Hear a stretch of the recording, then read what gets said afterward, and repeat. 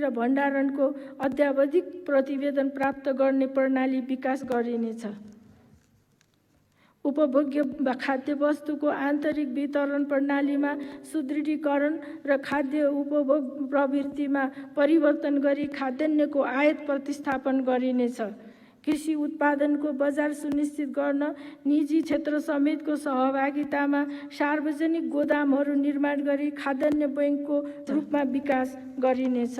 उपभोग्य आन्तरिक वितरण प्रणालीमा सुदृढीकरण र खाद्य बाराको अम्लेसगञ्जसम्म परिवर्तन पेट्रोलियम पाइपलाइन सञ्चालनमा आएको छ। यसबाट पेट्रोलियम पदार्थको ढुवानी सहज भई लागत कम हुनुका साथै वातावरणीय स्वच्छता प्रवर्धन गर्न सहयोग पुगेको छ। अम्लेखगञ्जदेखि चितवनको लोथरसम्म पेट्रोलियम पाइपलाइन विस्तार गरिनेछ। भारतको सिलिगुडीदेखि झापाको चारालीसम्म पेट्रोलियम पाइपलाइनको अध्ययन सम्पन्न गरी निर्माण प्रक्रिया अगाडि बढाइनेछ। चितवन, झापा र सर्लाहीमा पेट्रोलियम पदार्थ भण्डारण गृहको निर्माण कार्य प्रारम्भ गरिनेछ। झापा र धनुषामा ग्यास बोटलिङ प्लान्ट निर्माण कार्य अगाडि बढाइनेछ। माननीय सदस्यहरू, लगातार 2 वर्ष पर्यटक आवागमन सङ्ख्या 11 लाख नागेको छ। सन् 2020 मा 20 लाख पर्यटक भित्र्याउने लक्ष्यका साथ सुरु गरिएको नेपाल भ्रमण वर्ष कोभिड-19 का कारण स्थगित गर्न बाध्य हुनु परेको छ। यस सरकारले पर्यटन क्षेत्रमा कोभिड-19 ले पारेको प्रभाव र बाह्य कारण समेतले पार्ने प्रभावको अध्ययन गरी पुनरुत्थान लगायत दिगो पर्यटनका कार्यक्रम कार्यान्वयन गर्नेछ। 40 वर्षपछि त्रिभुवन अन्तर्राष्ट्रिय विमानस्थलको धावन मार्ग पुनर्निर्माण गरिएको छ। आगामी वर्ष यस विमानस्थललाई पूर्णतः बुटिक विमानस्थलमा रूपान्तरण गरिनेछ। गौतम बुद्ध अन्तर्राष्ट्रिय विमानस्थल आगामी आर्थिक वर्षदेखि सञ्चालनमा ल्याइनेछ। पोखरा क्षेत्रीय अन्तर्राष्ट्रिय विमानस्थलको निर्माण कार्य आगामी आर्थिक वर्षभित्र सम्पन्न गरी सञ्चालनको पूर्व तयारी गरिनेछ। निजगढ अन्तर्राष्ट्रिय विमानस्थलको निर्माण कार्य प्रारम्भ गरिनेछ।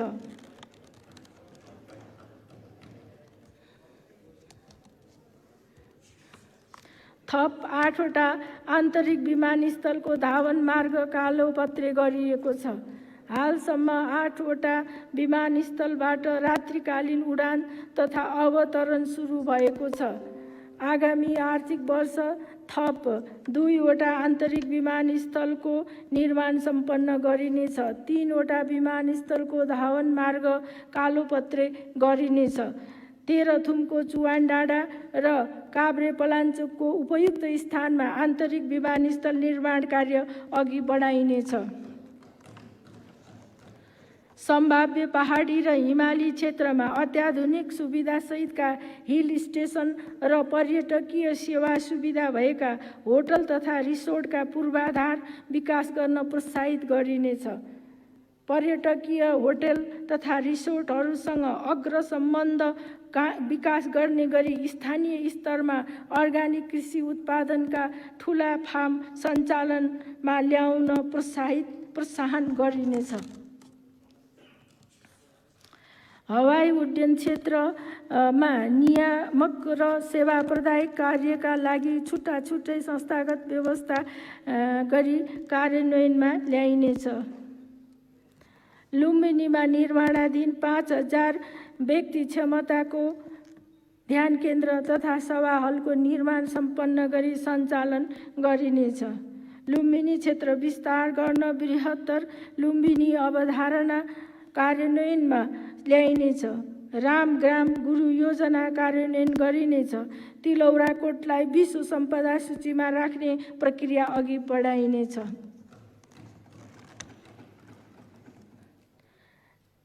नेपालको भाषा, साहित्य, कला, संस्कृति र सम्पदाको संरक्षण र सम्वर्धन गरिनेछ।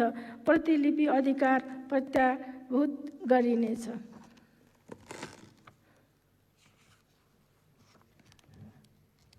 माननीय सदस्यहरू, कुल 91% नेपालीलाई आधारभूत स्तरको खानेपानी सुविधा पुर्याइएको छ। आकस्मिक र विपदका अवस्थामा तथा ग्रामीण बस्तीहरूमा खानेपानी सेवा पुर्याउन सातै प्रदेशमा वाटर एम्बुलेन्स सञ्चालनमा ल्याइएको छ। यो सेवालाई थप विस्तार गरिनेछ। आगामी आर्थिक वर्षमा 94% जनसङ्ख्यालाई आधारभूत स्तरको खानेपानी सेवा उपलब्ध गराइनेछ। आगामी 3 वर्षभित्र सङ्घ, प्रदेश र स्थानीय तहको सहलगानीमा सबै घरमा खानेपानी सुविधा पुर्याइनेछ।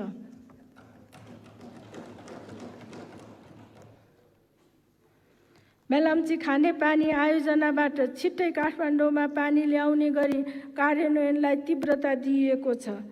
आगामी आर्थिक वर्षभित्र यस आयोजनाको सम्पूर्ण निर्माण कार्य सम्पन्न गरिनेछ। याङ्री र लार्के खोलाबाट थप पानी उपलब्ध हुने गरी आयोजनाको दोस्रो चरणको निर्माण कार्य सुरु गरिनेछ।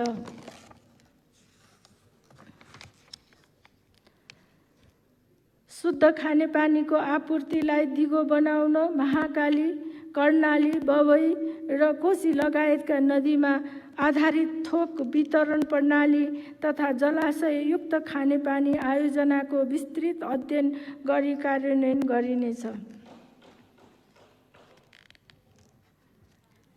तराई मधेस क्षेत्रका 20 जिल्लामा 411 किलोमिटर ढल निर्माण भएको छ। सरसफाइका लागि चेतनामूलक कार्यक्रमका साथै विशेष कार्यक्रमहरू सञ्चालन गरिएका छन्। स्थानीय तह र प्रदेश सरकारको सहभागितामा सरसफाइ सम्बन्धी क्रियाकलापहरू सञ्चालन गरिनेछ। मुख्य सहरहरू र सहर उन्मुख क्षेत्रहरूमा ढल निर्माण र फोहोर प्रशोधन तथा व्यवस्थापन कार्यक्रम सञ्चालन गरिनेछ। माननीय सदस्यहरू, यस सरकारले भौतिक पूर्वाधारको विकासलाई उच्च प्राथमिकता दिएको छ। नागरिकको जीवनयापनलाई सहज बनाउने, कृषि, उद्योग लगायतका उत्पादन क्षेत्रका लागि आधार निर्माण गर्ने, रोजगारी प्रवर्धन गर्ने र उच्च आर्थिक वृद्धिमा योगदान पुर्याउने गरी सडक, ऊर्जा, सिँचाइ र शहरी पूर्वाधारहरूको विकास गरिनेछ। अत्यावश्यक पूर्वाधारको अभाव रहेका स्थानहरूमा नयाँ पूर्वाधार निर्माण गरिनेछ। विद्यमान पूर्वाधारहरूको क्षमता विस्तार, गुणस्तर सुधार, स्तर वृद्धि एवं समयानुकूल मर्मत सम्हार गरिनेछ। राष्ट्रिय महत्त्वका पूर्वाधारहरू अन्तर्राष्ट्रिय गुणस्तर बमोजिम निर्माण गरिनेछ। सडक दुर्घटना न्यून गर्न राष्ट्रिय राजमार्ग निर्माण तथा स्तर उन्नति गर्दा सडक सुरक्षा परीक्षण गरी सडक सुरक्षा र सौन्दर्यका आधारभूत पूर्वाधारहरू निर्माण गरिनेछ।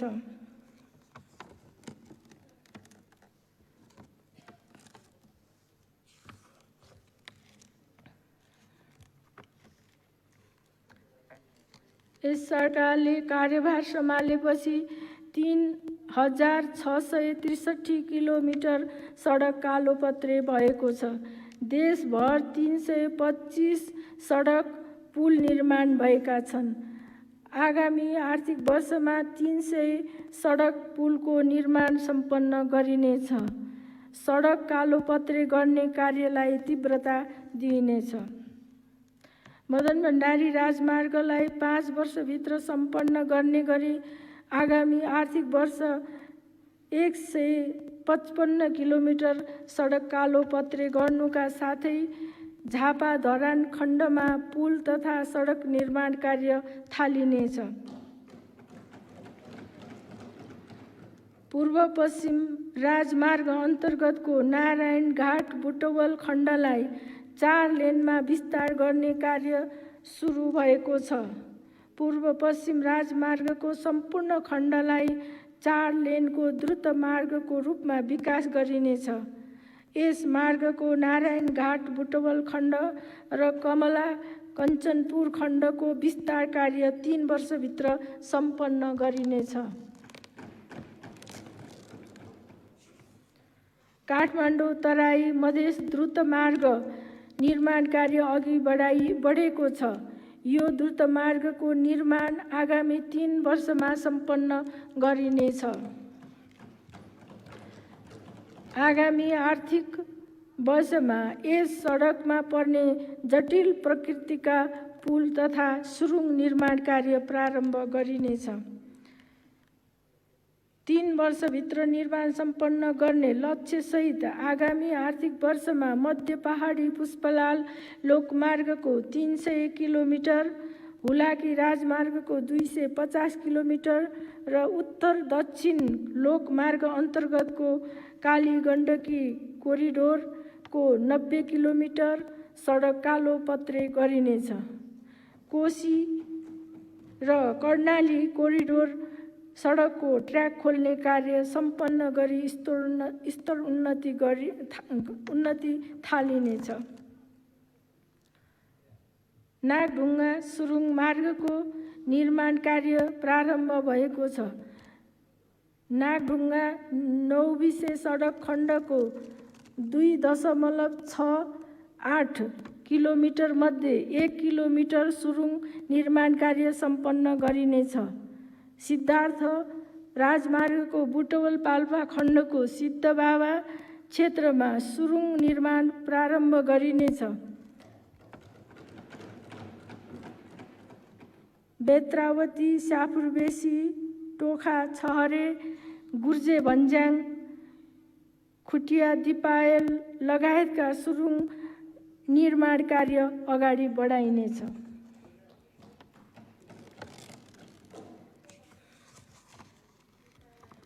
गल्छी त्रिशुली मैलुङ सडक खण्डको स्तरोन्नति सम्पन्न गरी मैलुङ स्यापुरबेसी रसुवागढी सडक खण्डको स्तरोन्नति कार्य सुरु गरिनेछ। यसै आर्थिक वर्षभित्र भारतको जयनगरदेखि बिजलपुरासम्म रेल सञ्चालन हुने गरी काम भइरहेको छ। पूर्व पश्चिम विद्युतीय रेलमार्ग निर्माण सम्बन्धी विस्तृत आयोजना प्रतिवेदन तयार भएको छ। काठमाडौँ पोखरा लुम्बिनी काठमाडौँ मेट्रो भारतीय सीमाबाट नेपालका महत्त्वपूर्ण औद्योगिक तथा व्यापारिक क्षेत्र जोड्ने तथा चीन र भारतबाट काठमाडौँ जोड्ने रेलमार्ग निर्माण कार्यको प्रारम्भिक अध्ययन सम्पन्न भएको छ। आगामी आर्थिक वर्षमा रसुवागढी काठमाडौँ रेलमार्ग र वीरगञ्ज काठमाडौँ रेलमार्ग निर्माणको प्रारम्भिक कार्य सुरु गरिनेछ।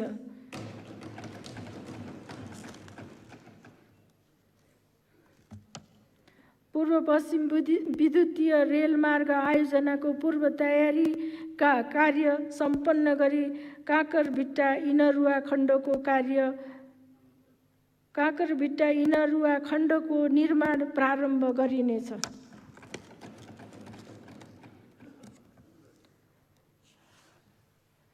सार्वजनिक यातायात सेवालाई सहज, पहुँचयोग्य, यात्रु-मैत्री, विश्वसनीय, सुरक्षित र लागत प्रभावी बनाइनेछ। विद्युतीय यातायात प्रणालीलाई प्रोत्साहन गरिनेछ। सार्वजनिक यातायात प्राधिकरण स्थापना गरी यातायात प्रणालीको व्यवस्थापन र नियमनलाई प्रभावकारी बनाइनेछ। नेपालको आफ्नै ध्वजावाहक पानी जहाज भारतको आन्तरिक जलमार्गबाट समुद्रसम्म जान सक्ने गरी तयारी गरिएको छ। आगामी आर्थिक वर्षदेखि यस जलमार्गको प्रयोग गरी अन्तर्राष्ट्रिय व्यापारका लागि नेपाली पानी जहाज सञ्चालन गर्न कानुनी व्यवस्था गरिनेछ। भारतीय आन्तरिक जलमार्गसँग जोडिने गरी कोशी, गण्डकी र कर्णाली जलमार्ग विकास गरिनेछ। गण्डकी नदीलाई भारतीय आन्तरिक जलमार्गसँग जोड्ने र उपयुक्त स्थानमा टर्मिनल निर्माणको अध्ययन सुरु गरी 3 वर्षभित्र गण्डकी नदीमा जल यातायात सञ्चालन गरिनेछ। स्थानीय पूर्वाधार निर्माणको गुरु योजना तयार गरी कार्यान्वयन गरिनेछ। प्रदेश राजधानीसँग स्थानीय तहको केन्द्र जोड्ने सडक निर्माण कार्यलाई तीव्रता दिइनेछ। माननीय सदस्यहरू, यस सरकारले सङ्घीय संसद भवनको निर्माण सुरु गरेको छ। यस भवनको निर्माण कार्य आगामी 3 वर्षमा सम्पन्न हुनेछ।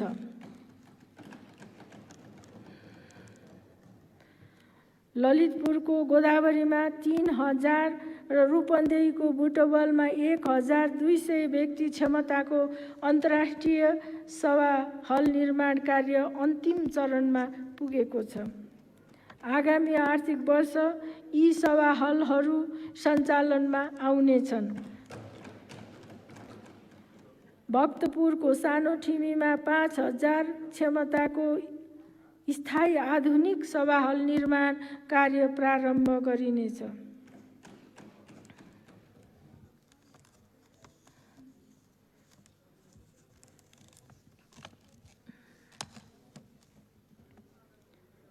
पूर्वाधार विकास र सेवा प्रवाहका लागि कठिन छरिएर रहेका र भौगोलिक दृष्टिले असुरक्षित, अपायक एवं जोखिमयुक्त स्थानमा नेपाली बस्ती रहनु हुँदैन, राखिने छैन भन्ने सरकारको नीति हो। यस्ता बस्तीलाई शिक्षा, स्वास्थ्य, पूर्वाधार र रोजगारीका अवसर सहितको एकीकृत आधुनिक सुरक्षित बस्ती विकास गरी स्थानान्तरण गर्ने कार्यलाई तीव्रता दिइनेछ।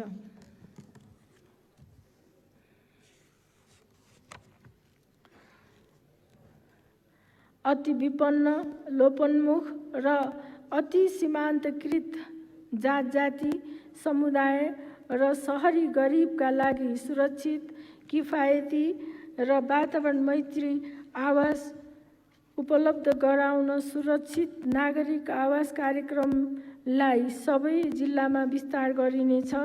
3 वर्षभित्र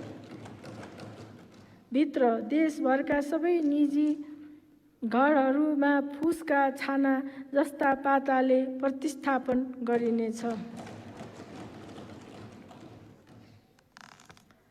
काठमाडौँ उपत्यकाभित्र 4वटा आधुनिक उपशहर विकास गर्ने कार्य सुरु गरिनेछ। उपत्यकासँग जोडिएका उपयुक्त स्थानमा प्राथमिकताका साथ व्यवस्थित शहरीकरणको पूर्वाधार निर्माण गरिनेछ। शहरी सेवा सुविधालाई एकीकृत तथा व्यवस्थित गर्ने गरी शहरी सडक निर्माण गरिनेछ। नेपाल राष्ट्रको निर्माण तथा लोकतान्त्रिक आन्दोलनमा योगदान गर्ने राष्ट्रिय व्यक्तित्वहरू र जीवन आहुति गर्नुहुने शहीदहरूको व्यक्तिगत विवरण खुल्ने अभिलेख, वृत्तचित्र र सङ्ग्रहालय सहितको राष्ट्रिय स्तरको बृहत शहीद पार्क निर्माणको तयारी प्रारम्भ गरिनेछ।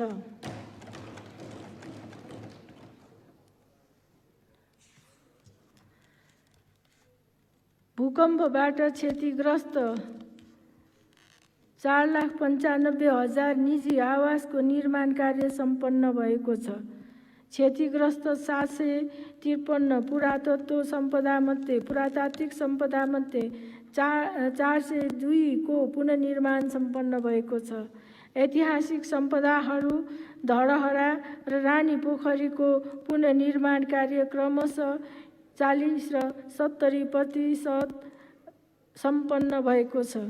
पुनर्निर्माणको बाँकी सबै कार्य आगामी आर्थिक वर्षभित्र सम्पन्न गरिनेछ। आवश्यक नीतिगत र कानुनी व्यवस्था गरी निर्माण सामग्रीको सहज आपूर्तिका लागि सम्भाव्य र उपयुक्त उत्पादन केन्द्र तोकिनेछ। नदी कटान र वातावरणमा प्रतिकूल प्रभाव नपर्ने गरी नदीजन्य निर्माण सामग्रीको सहज आपूर्ति हुने व्यवस्था मिलाइनेछ। माननीय सदस्यहरू, उज्यालो नेपाल निर्माणको हाम्रो प्रयासले सार्थकता पाएको छ। यस सरकारले नेपाललाई लोड सेडिङ मुक्त गरेको छ। राष्ट्रिय विद्युत प्रणालीको जडित क्षमता 1386 मेगावाट पुगेको छ। आगामी आर्थिक वर्षमा विद्युत जडित क्षमता 3000 मेगावाट पुर्याइनेछ। 2 वर्षको अवधिमा थप 8,52,000 घरधुरीमा विद्युत सेवा पुर्याइएको छ।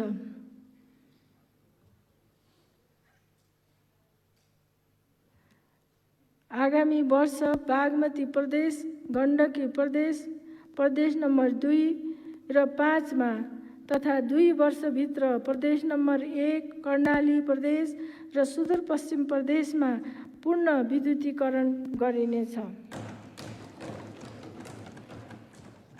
राष्ट्रिय प्रसारण तथा वितरण प्रणाली नपुगेका हिमाली तथा उच्च पहाडी क्षेत्रमा 200 वटा सौर्य मिनी ग्रिड सञ्चालन गरी विद्युतीकरण गरिनेछ। एकीकृत जलस्रोत नीति तयार गरी जलस्रोतको योजनाबद्ध एवं बहुआयामिक उपयोग गरिनेछ। जलविद्युत उत्पादन वृद्धि, ऊर्जा सम्मिश्रण, ऊर्जा दक्षता वृद्धि र ऊर्जा व्यापारको माध्यमबाट ऊर्जा सुरक्षा कायम गरिनेछ। 2 वर्षको अवधिमा विद्युत चुहावट 7.6% बिन्दुले घटेको छ। प्रति व्यक्ति ऊर्जा खपत 110 किलोवाट प्रति घण्टाबाट 260 किलोवाट प्रति घण्टा पुगेको छ। आगामी आर्थिक वर्षको अन्त्यमा प्रति व्यक्ति विद्युत खपत 350 किलोवाट प्रति घण्टा पुर्याइनेछ। आगामी आर्थिक वर्षभित्र माथिल्लो तामाकोशी जलविद्युत आयोजनाको निर्माण सम्पन्न गरिनेछ।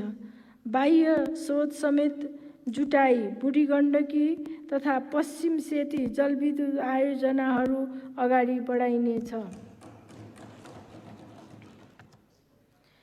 नेपालको पानी जनताको लगानी अन्तर्गत माथिल्लो अरुण, तामाकोशी 5, फुकोट कर्णाली र जगदुल्ला जलविद्युत आयोजनाको अध्ययन सम्पन्न गरी निर्माण प्रारम्भ गरिनेछ। तमोर र माडी जलाशययुक्त जलविद्युत आयोजनाको अध्ययन सम्पन्न गरी सार्वजनिक निजी साझेदारीमा निर्माण कार्य अघि बढाइनेछ। दुधकोशी जलाशययुक्त आयोजनाको निर्माण प्रारम्भ गरिनेछ।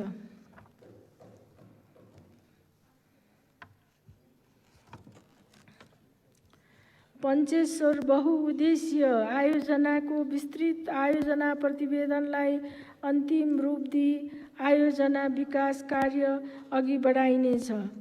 आन्तरिक र अन्तर्देशीय विद्युत प्रसारण लाइनको सुदृढीकरण, विस्तार एवं स्तरोन्नति गरी विद्युत वितरण प्रणालीलाई प्रभावकारी र भरपर्दो बनाइनेछ।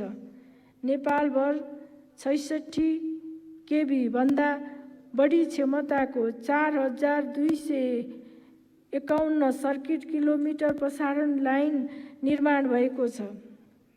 आगामी आर्थिक वर्षमा यस्तो प्रसारण लाइनको लम्बाई 5730 सर्किट किलोमिटर पुर्याइनेछ। निर्माणाधीन 66 केभी भन्दा उच्च भोल्टेजका हेटौडा ढल्केबर इनरुवा, हेटौडा भरतपुर बर्देघाट, कालीगण्डकी कोरिडोर, मर्स्याङ्दी कोरिडोर विद्युत प्रसारण लाइनहरूको निर्माण कार्यमा तीव्रता दिइनेछ।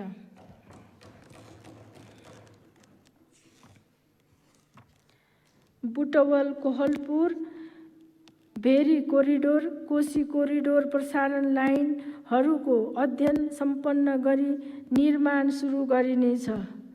न्यू बुटवल गोरखपुर दोस्रो अन्तर्देशीय विद्युत प्रसारण लाइनको निर्माण कार्य अघि बढाइनेछ।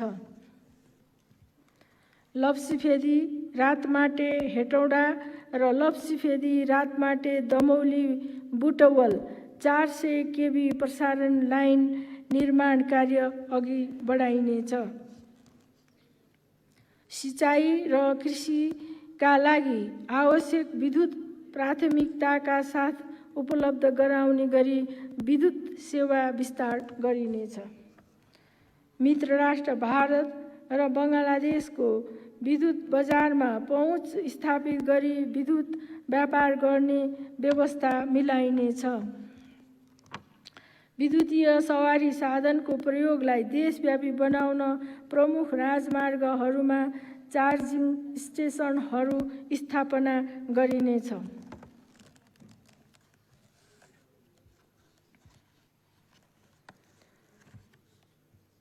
सिक्टा सिँचाइ आयोजनाको पश्चिम मूल नहर सञ्चालन गरिनेछ।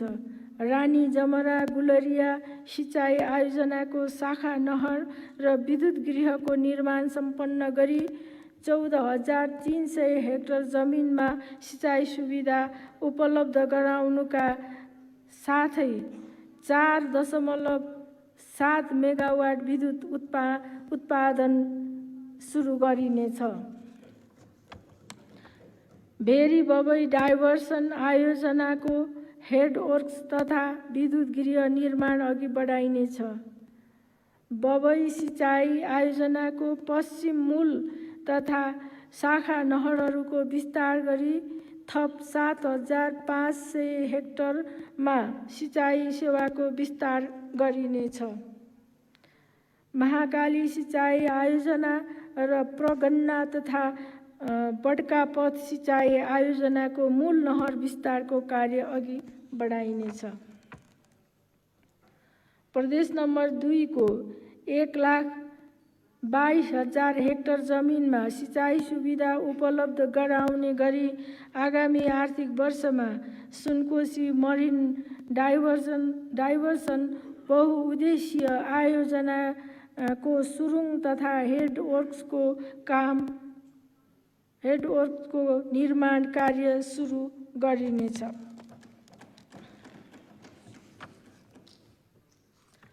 एकीकृत ऊर्जा तथा सिँचाइ कार्यक्रम मार्फत सौर्य ऊर्जा समेतको प्रयोग गरी पहाडी तथा हिमाली क्षेत्रका कृषियोग्य जमिनमा सिँचाइ सुविधा उपलब्ध गराइनेछ। तराई मधेसका कृषियोग्य पकेट क्षेत्रमा सतह तथा भूमिगत जल सिँचाइको संयोजनात्मक उपयोग गरी समृद्ध तराई मधेस विशेष कार्यक्रम मार्फत आगामी आर्थिक वर्ष थप 18,500 हेक्टरमा सिँचाइ सुविधा विस्तार गरिनेछ।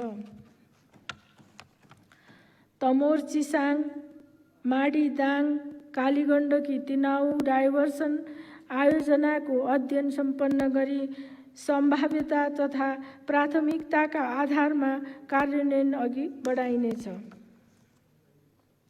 नदी नियन्त्रणका लागि 1070 किलोमिटर तटबन्ध निर्माण गरिएको छ।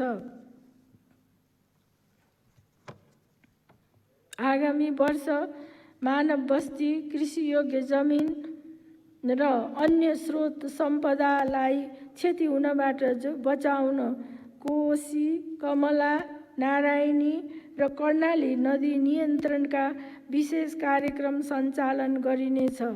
नदी नियन्त्रणमा स्थानीय सामग्रीको प्रयोग गरी जैविक प्रविधि अवलम्बन गरिनेछ। त्रियुगा नदी नियन्त्रण कार्य अगाडि बढाइनेछ। नदी उकासबाट प्राप्त जमिनमा कृषि उत्पादन वृद्धि गर्नुका साथै रोजगारीका अवसर सिर्जना गरिनेछ। मौसम तथा बाढी सम्बन्धी पूर्व सूचनालाई समयमै सम्प्रेषण गरी विपदबाट हुन सक्ने जनधन तथा पूर्वाधारहरूमा हुने क्षतिको जोखिमलाई न्यून गर्न आगामी वर्ष थप 2 स्थानमा मौसमी राडार सञ्चालन गरिनेछ। द्विपक्षीय संयन्त्रहरूलाई प्रभावकारी बनाई सीमा क्षेत्रमा हुने कटान र डुबानको समस्यालाई दिगो रूपमा समाधान गरिनेछ। समस्याग्रस्त स्थलहरूको संयुक्त अनुगमन तथा निरीक्षण कार्यलाई नियमित र प्रभावकारी बनाइनेछ। माननीय सदस्यहरू, राज्य प्रणाली र सेवा प्रवाहका कार्यहरूमा अत्याधुनिक प्रविधि प्रयोग गरी सुशासन सहितको डिजिटल नेपाल निर्माण गर्ने यस सरकारको प्रतिबद्धता हो। यसका लागि सरकारले डिजिटल नेपाल फ्रेमवर्क 2076 कार्यान्वयनमा ल्याएको छ। डिजिटल प्रविधिको उपयोगबाट सेवा प्रवाह, उत्पादकत्व र उत्पादन अभिवृद्धि गरी आर्थिक सामाजिक रूपान्तरण गरिनेछ। सबै सरकारी सेवालाई गुणस्तरीय सूचना प्रविधिमा आधारित गराउने लक्ष्य अनुरूप देशभरका 431 स्थानीय तहका कार्यालय, 3612 वडा कार्यालय, 2546 स्वास्थ्य केन्द्र र 2948 सामुदायिक माध्यमिक विद्यालयमा ब्रोडब्यान्ड इन्टरनेट सेवा पुर्याइएको छ। ब्रोडब्यान्ड इन्टरनेट सेवालाई गुणस्तरीय र भरपर्दो बनाइनेछ। इन्टरनेट सेवा सुलभ, सहज र सरल रूपमा उपलब्ध गराउन सेवा प्रदायकहरूको साझेदारीमा पूर्वाधार निर्माण गरी सहप्रयोग गर्ने व्यवस्था मिलाइनेछ। सरकारी निकायहरूले प्रयोगमा ल्याएका एप्सहरूलाई एकीकृत तथा अन्तर आबद्ध गरी सरकारी सेवा प्रवाहलाई सहज र प्रविधि मैत्री बनाइनेछ। एकीकृत एप्स मार्फत सरकारी काम कारबाहीको अनुगमन, गुनासो सुनवाई तथा सम्बोधन हुने व्यवस्था मिलाइनेछ। 2 वर्षभित्र सबै सरकारी कारोबार नगद रहित बनाइनेछ। व्यक्ति बीचको कारोबार र सबै किसिमका व्यवसायको भुक्तानी विद्युतीय माध्यमबाट गर्न सकिने व्यवस्था गरिनेछ। दूरसञ्चार सेवाको विस्तार गर्न उच्च हिमाली भेगमा ब्रोडब्यान्ड सहितको इन्टरनेट सेवा उपलब्ध गराउन एवं ब्यान्डविड्थको भुक्तानीका लागि रकम विदेशी नदिनका लागि आगामी 2 वर्षभित्र नेपालको आफ्नै स्याटेलाइट स्थापना गरी सञ्चालनमा ल्याइनेछ।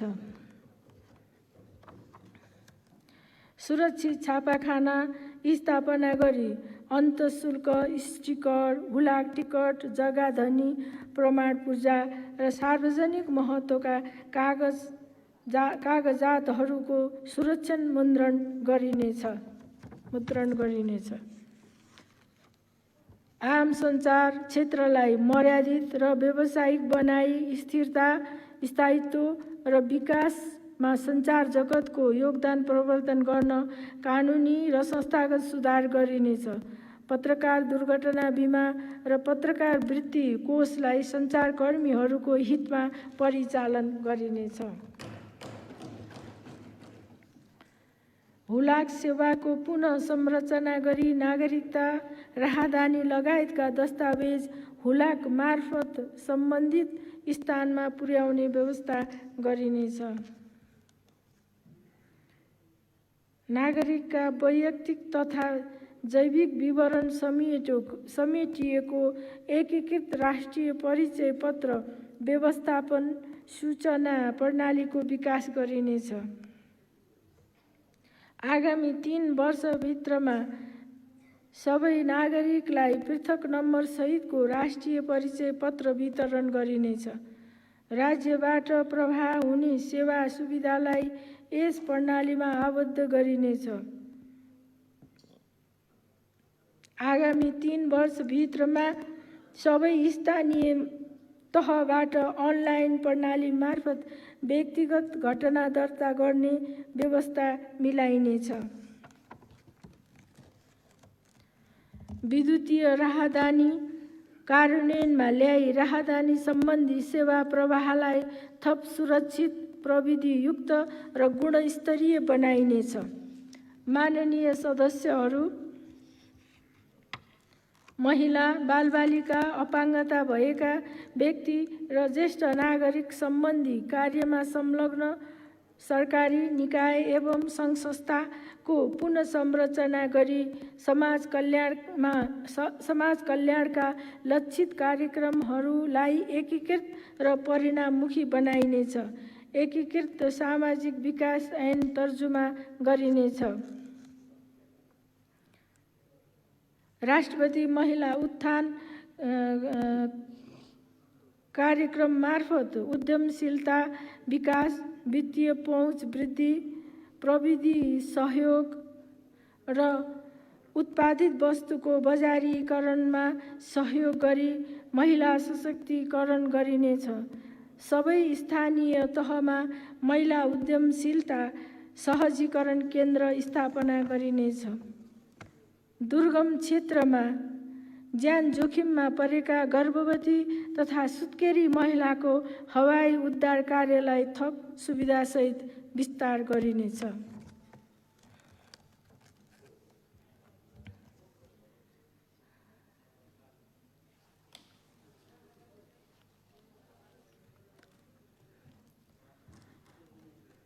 महिला हिंसा, मानव बेचबिखन तथा ओसार पसारको जोखिम कम गर्न चेतनामूलक कार्यक्रम सञ्चालन गरिनेछ। लैङ्गिक विभेद तथा सबै प्रकारका कुरीति तथा कुसंस्कारको अन्त्यका लागि प्रदेश र स्थानीय तहको सहकार्य र समन्वयमा सामाजिक रूपान्तरणको अभियानमूलक कार्यक्रम सञ्चालन गरिनेछ।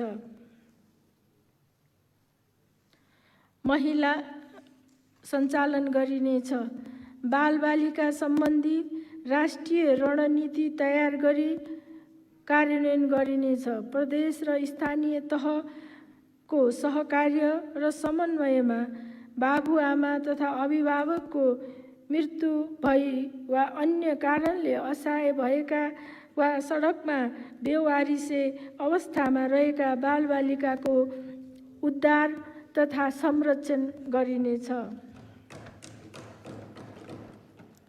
सरकारले अशक्त, असहाय, बेसहारा ज्येष्ठ नागरिकको प्राथमिकताका साथ संरक्षण गर्नेछ।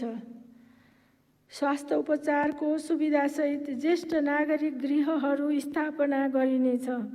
अन्तर्पुस्ता ज्ञान, अनुभव र सिप हस्तान्तरणका लागि स्थानीय तहको सहभागितामा ज्येष्ठ नागरिक मिलन केन्द्रहरूलाई व्यवस्थित र विस्तार गरिनेछ।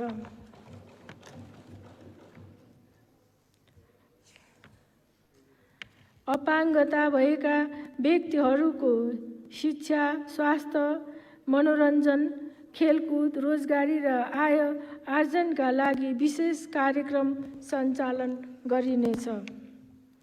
असहाय, स्वास्थ्य जोखिममा रहेका, घर बाहिर अलपत्र परेका आश्रयहीन व्यक्तिहरूको उद्धार, उपचार तथा पुनर्स्थापना गरिनेछ। सरकारले यस कार्यमा संलग्न व्यक्ति तथा सङ्घ संस्थाहरूको योगदानको कदर गर्दै आवश्यक सहयोग, समन्वय र सहकार्य गर्नेछ।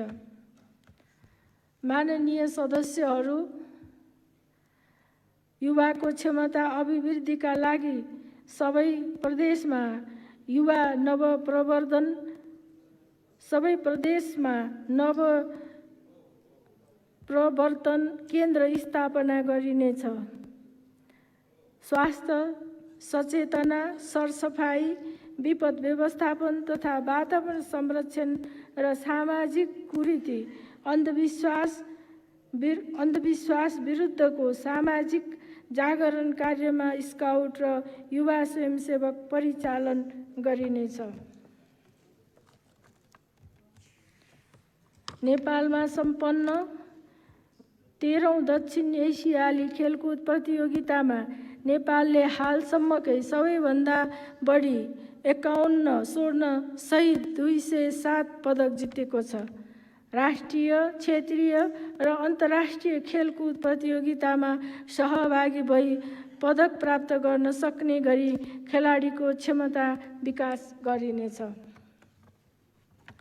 स्थानीय, प्रादेशिक तथा राष्ट्रिय स्तरमा सुविधा सम्पन्न खेलकुद पूर्वाधारको निर्माण तथा स्तरोन्नति गर्ने कार्यलाई निरन्तरता दिइनेछ।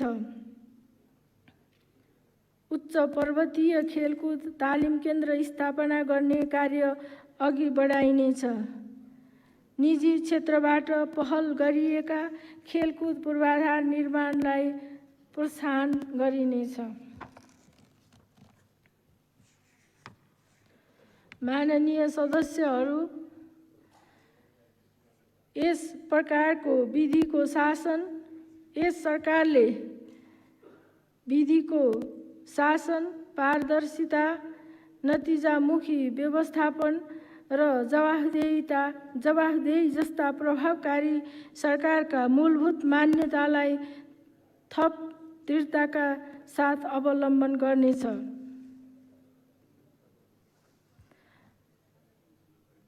सार्वजनिक सेवामा समतामूलक पहुँच सुनिश्चित गरी सेवा प्रवाहको गुणस्तर र प्रभावकारिता वृद्धि गरिनेछ।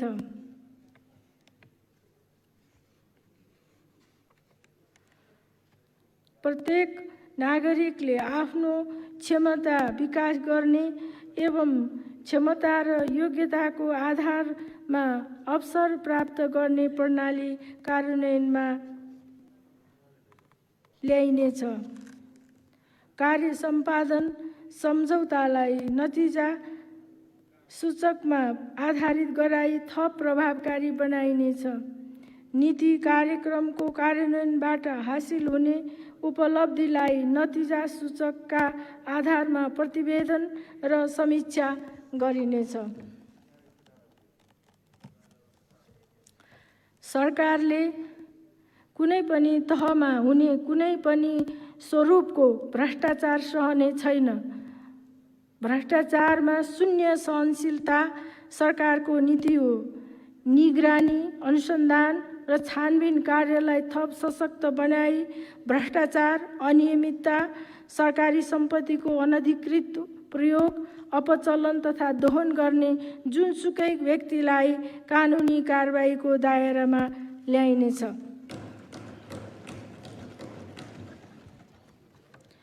सुशासन, प्रवर्धन तथा भ्रष्टाचार नियन्त्रणका लागि सरकारी, गैरसरकारी र निजी सबै क्षेत्रमा सदाचार प्रणालीको विकास गरिनेछ। म भ्रष्टाचार गर्दिन, म भ्रष्टाचार हुन दिन्न, म देश र जनताका लागि इमान्दार भएर काम गर्नेछु भन्ने प्रतिज्ञासहितको कार्य संस्कृतिको प्रवर्धन गरिनेछ। वित्तीय अपराध नियन्त्रणलाई थप सशक्त बनाउन सम्पत्ति शुद्धिकरण तथा आतंकवादी कार्यमा वित्तीय लगानी निवारण रणनीति तथा कार्य योजना 2076-81 को प्रभावकारी कार्यान्वयन गरिनेछ। सार्वजनिक खरिदलाई पारदर्शी, प्रतिस्पर्धी र मितव्ययी बनाई खरिद सुशासन कायम गरिनेछ। सार्वजनिक खरिद कानुनको संशोधन गरिनेछ। निर्माण व्यवसायीको प्राविधिक तथा आर्थिक क्षमता पूर्व कार्य सम्पादन स्थिति, कामको गुणस्तर, कार्यान्वयनमा रहेका ठेक्का सङ्ख्या सहितको प्रोफाइल अद्यावधिक गरिनेछ। निर्माण व्यवसायीसँग सम्बन्धित सबै पक्षको विश्लेषण नगरी थप ठेक्का दिएको कारणबाट तोकिएको समय, लागत, गुणस्तर सहितको कार्य सम्पादन नभएका ठेक्का दिने पदाधिकारीलाई जिम्मेवार बनाइनेछ। त्रुटिपूर्ण परामर्श दिने परामर्शदातालाई जिम्मेवार बनाइनेछ। माननीय सदस्यहरू, सुशासन, शान्ति, सुरक्षा र अपराध अनुसन्धानमा उल्लेख्य सुधार भएको छ। सुरक्षा निकायहरूको क्षमता वृद्धि गरी आम जनताले महसुस गर्न सक्ने गरी शान्ति सुरक्षाको व्यवस्था मिलाइएको छ। क्षमता वृद्धि गरी आम जनताले महसुस गर्न सक्ने गरी शान्ति सुरक्षाको व्यवस्था मिलाइएको छ। नेपाल सार्क मुलुकहरूमध्ये विधिको शासन सम्बन्धी सूचाङ्कमा दोस्रो र विश्व शान्तिको सूचाङ्कमा तेस्रो स्थानमा रहन सफल भएको छ। नागरिकहरूले निर्भयपूर्वक जीवनयापन र पेशा व्यवसाय गर्न सक्ने गरी शान्ति सुव्यवस्था कायम गर्न सरकारले सुरक्षा व्यवस्था सुदृढ बनाउनेछ। सरकार मानवाधिकार र मौलिक स्वतन्त्रताका विश्वव्यापी मान्यताप्रति प्रतिबद्ध छ। राज्य विरुद्धको अपराधमा संलग्न हुने, राष्ट्रिय एकता एवं सामाजिक सद्भाव बिथोल्ने, संविधान तथा कानुन विपरीतका कार्य गर्ने जो कोहीलाई कानुनको दायरामा ल्याइनेछ। अपराधिक कार्यमा संलग्न हुने, शान्ति सुरक्षामा खलल पुर्याउने र कुनै प्रकारले समाजमा भ्रम, द्वेष, हिंसा, आतंक फैलाउने लगायतका क्रियाकलापमा संलग्न हुनेलाई कानुनी कारबाही गर्न कुनै कसर बाँकी राखिने छैन। अपराध अनुसन्धान र अभियोजनलाई तथ्यपरक र वैज्ञानिक बनाइनेछ। सीमा व्यवस्थापनलाई प्रभावकारी बनाउन आवश्यक पूर्वाधार र जनशक्ति सहित थप बोर्डर आउटपोस्ट स्थापना गरिनेछ। अध्यागमन प्रणालीलाई अत्याधुनिक एवं प्रविधि मैत्री बनाइनेछ। नेपाल प्रवेश गर्ने सबै विदेशी नागरिकहरूको अभिलेखलाई थप व्यवस्थित गरिनेछ। प्रदेशसँगको समन्वयमा कारागारहरूको भौतिक पूर्वाधार विकास गरी व्यवस्थापन सुधार गरिनेछ। कैदी बन्दीहरूको श्रम र सिपलाई उत्पादनमूलक कार्यमा उपयोग गरिनेछ। विपदको पूर्व तयारीका लागि सम्भाव्य जोखिमको पहिचान र न्यूनीकरण गर्ने, क्षतिको पूर्वानुमान गर्ने र सतर्कताका लागि पूर्व चेतावनी गर्ने प्रणाली विकास गरिनेछ। विपद व्यवस्थापनका पूर्वाधार निर्माण गरी सबै तहमा आवश्यक सामग्रीको भण्डारण गरिनेछ। सङ्घ, प्रदेश र स्थानीय तह, निजी क्षेत्र तथा समुदायको समन्वय एकीकृत रूपमा खोज, उद्धार र राहतको व्यवस्था मिलाइनेछ। विगत लामो समयदेखि पुनः स्थापित हुन नसकेका विपद प्रभावितहरूलाई पुनः स्थापना गर्ने कार्यलाई तीव्रता दिइनेछ। विपद व्यवस्थापनका लागि जिम्मेवार निकायहरूको क्षमता विकास गरिनेछ। न्याय सम्पादनलाई छिटो छरितो बनाइनेछ। सहज पहुँचयुक्त न्याय प्रणालीको प्रवर्धन गरिनेछ। न्यायपालिकाको चौथो पञ्चवर्षीय रणनीतिक योजनाको कार्यान्वयन गरिनेछ। शान्ति प्रक्रिया र सङ्क्रमणकालीन न्याय सम्बन्धी बाँकी कार्य सम्पन्न गरिनेछ। विगतको जनआन्दोलन र द्वन्द्वकालमा घाइते भई थप उपचारको आवश्यकता भएका व्यक्तिहरूको उपचार गर्ने व्यवस्था मिलाइनेछ। आन्दोलन र द्वन्द्वबाट घाइते तथा अङ्गभङ्ग भएका व्यक्तिहरूलाई रोजगारी र स्वरोजगारका अवसर उपलब्ध गराउन प्रविधि तालिम र वित्तीय पहुँचको व्यवस्था गरिनेछ। नेपाली सेना लगायत सबै सुरक्षा निकायहरूलाई आवश्यक पर्ने स्रोत साधन उपलब्ध गराई दक्ष, व्यावसायिक र उच्च मनोबलयुक्त बनाइनेछ। सुरक्षाकर्मीहरूलाई नियमित तालिम प्रदान गरी क्षमतावान बनाइनेछ। राष्ट्रिय प्रतिरक्षा विश्वविद्यालय सञ्चालनको आवश्यक तयारी पूरा गरिनेछ। सैनिक सामग्री उत्पादनमा राष्ट्रिय क्षमता वृद्धि गरिनेछ। राष्ट्रिय एकीकरण पदमार्गको संरक्षण र प्रवर्धन गरिनेछ। राष्ट्रिय योजना आयोगलाई विकास नीति, कार्यक्रम र आयोजनाको मूल्याङ्कन एवं अनुसन्धानमा केन्द्रित गरिनेछ। आगामी वर्ष राष्ट्रिय जनगणना, नेपाल जीवनस्तर मापन सर्वेक्षण, औद्योगिक गणना तथा सुख सर्वेक्षण सम्पन्न गरिनेछ।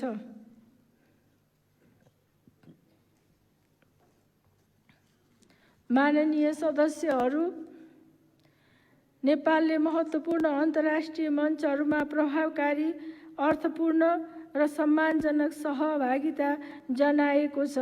सरकारको स्वतन्त्र र सन्तुलित परराष्ट्र नीतिले नेपालप्रति अन्तर्राष्ट्रिय समुदायको विश्वास र अभिरुचि बढेको छ। नेपालको प्रतिष्ठा वृद्धि भएको छ। सरकारले अवलम्बन गरेका स्पष्ट र परिपक्व नीतिहरूबाट छिमेकीहरूसँग विश्वास, समझदारी र सहयोगमा अभिवृद्धि भई सम्बन्धले नयाँ उचाइ लिएको छ। अन्य मित्र राष्ट्र एवं विकास साझेदारहरूसँगको समग्र सम्बन्ध थप सुदृढ भएको छ। चीनका राष्ट्रपतिबाट 23 वर्षपछि र भारतका प्रधानमन्त्रीबाट एउटै कार्यकालमा 4 पटक भएको नेपाल भ्रमणले छिमेकी मित्र राष्ट्रसँगको नेपालको सम्बन्ध मजबुत बनेको छ। मैले गरेको मित्र राष्ट्र चीन, जापान र म्यानमारको भ्रमण तथा नेपालका प्रधानमन्त्रीबाट भएको मित्र राष्ट्र भारत, चीन, भियतनाम, कम्बोडिया, बेलायत, फ्रान्स र कोस्टारिकाको भ्रमणले नेपालको वैदेशिक सम्बन्धलाई अझ सुदृढ बनाएको छ। यी भ्रमणहरूका अवसरमा नेपालको राष्ट्रिय हित प्रवर्धन गर्ने, विकास र समृद्धिलाई सघाउ पुर्याउने र पारस्परिक लाभमा आधारित सहयोगका क्षेत्रहरू विस्तार गर्ने महत्त्वपूर्ण सन्धि सम्झौताहरू सम्पन्न भएका छन्। नेपालको परराष्ट्र नीति राष्ट्रिय हित, पारस्परिक लाभ र सम्मान, अन्तर्राष्ट्रिय प्रतिबद्धता तथा दायित्व र न्यायमा आधारित हुनेछ। नेपालको स्वतन्त्रता, सार्वभौमसत्ता, भौगोलिक अखण्डता र स्वाधीनताको संरक्षण, सीमाको सुरक्षा र नेपालीको हकहितको संरक्षण एवं प्रवर्धन गर्दै नेपालको अन्तर्राष्ट्रिय सम्बन्धलाई थप सुदृढ बनाइनेछ। नेपाल सरकार नेपालको अन्तर्राष्ट्रिय सीमाको सुरक्षा एवं संरक्षण गर्न प्रतिबद्ध छ। अन्तर्राष्ट्रिय सीमा निरीक्षणको कार्यलाई निरन्तरता दिइनेछ। ऐतिहासिक सन्धि, नक्सा, तथ्य तथा प्रमाणका आधारमा कूटनीतिक माध्यमबाट मित्र राष्ट्र भारतसँगको सीमा सम्बन्धमा विगत लामो समयदेखि बाँकी रहेका र समयसम्म उठिरहेका विषयहरूको समाधान गरिनेछ। लिम्पियाधुरा, लिपुलेक र कालापानी क्षेत्र नेपालको भूमि हो र त्यसलाई प्राप्त गर्न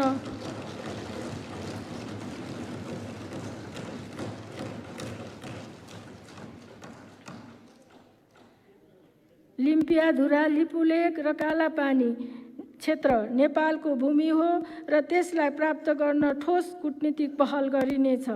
तदनुरूप नै छुटेको भूमि समेत समावेश गरी नेपालको नक्सा जारी गरिनेछ।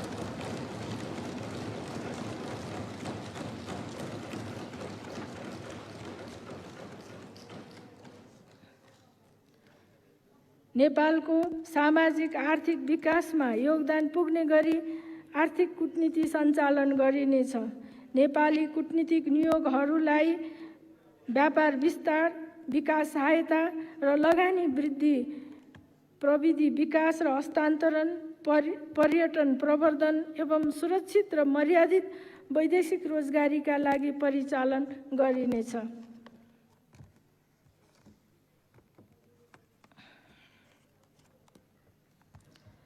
विदेशमा रहेका प्रतिभाशाली नेपाली तथा गैर आवासीय नेपालीहरूले आर्जन गरेको ज्ञान र सिपलाई राष्ट्रिय विकास अभियानमा उपयोग गरिनेछ। गैर आवासीय नेपालीहरूको पुँजी र प्रविधि देश विकासमा उपयोग गर्न प्रेरित गरिनेछ। कोभिड-19 को कारणले आयोजना गर्न सम्भव नभएको सगरमाथा संवाद उपयुक्त समयमा आयोजना गरिनेछ।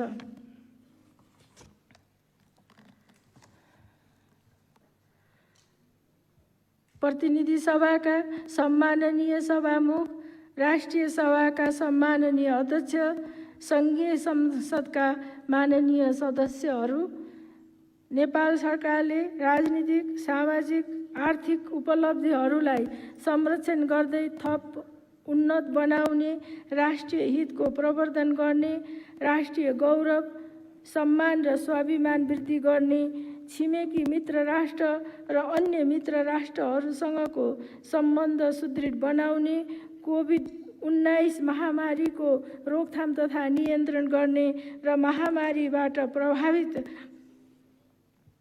सामाजिक आर्थिक क्षेत्रहरूलाई पुनर्जीवन दिई विकास निर्माणलाई तीव्रता दिने अठोटका साथ आर्थिक वर्ष 2077-78 को नीति तथा कार्यक्रम प्रस्ताव गरेको छ।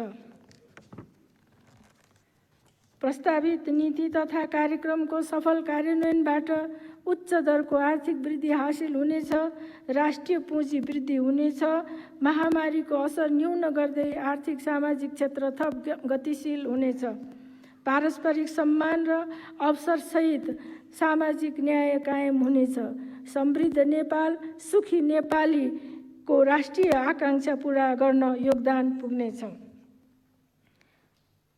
यी नीति तथा कार्यक्रमको कार्यान्वयनमा सरकारलाई सबैबाट सक्रिय सहयोग हुने विश्वास व्यक्त गर्दछु। अन्त्यमा मुलुकको समग्र विकासमा योगदान गर्ने राजनीतिक दल, राष्ट्र सेवक, निजी, सहकारी र सामुदायिक क्षेत्र, श्रमिक वर्ग, नागरिक समाज, आम सञ्चार जगत लगायत सम्पूर्ण दिदीबहिनी तथा दाजुभाइहरूलाई हार्दिक धन्यवाद ज्ञापन गर्दछु।